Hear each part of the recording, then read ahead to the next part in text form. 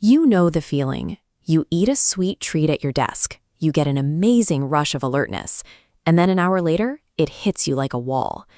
To understand why that energy disappears, it helps to think of your body like a campfire. Every time you eat, you're essentially tossing fuel onto that internal fire to keep yourself moving. The primary fuel your body relies on to keep those flames dancing is carbohydrates. But here's the catch: not all fuel is created equal.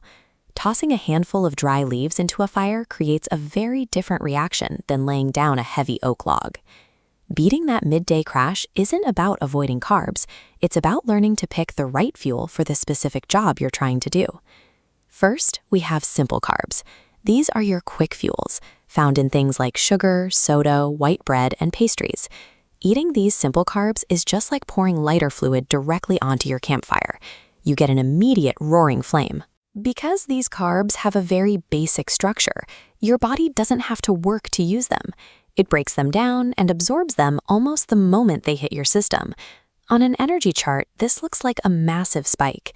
As your blood sugar surges, your body releases a hormone called insulin. Think of insulin as an emergency crew rushing to the fire to grab that excess fuel and move it into storage. For a few minutes, while that fire is roaring at its peak, you feel a huge burst of physical energy. But lighter fluid burns out as fast as it ignites. As the emergency crew clears the fuel away, your blood sugar drops just as quickly as it rose, leaving you tired, foggy, and hungry for more. This is why simple carbs can't sustain you through a long workday. They are designed to burn hot and die fast. Then we have complex carbs. These are steady fuels like oats, brown rice, beans, and sweet potatoes. Eating these is like placing thick, heavy logs onto the fire. You don't get a giant explosion, but you get a deep, reliable heat. These foods have a much more complicated structure. Your body has to spend time chopping them down, which means the energy is released slowly over several hours. Instead of a violent spike, we see a gentle, rolling rise. Your blood sugar stays within a healthy, manageable range. Because the fuel is being delivered in a steady stream, you feel full and satisfied for much longer. This provides the physical endurance and mental clarity you need to stay sharp, without the fear of a sudden crash. For anyone trying to beat the afternoon slump, these slow-burning logs are your most important tool. When we look at these two patterns side by side, it's clear that neither fuel is bad. They just serve different purposes.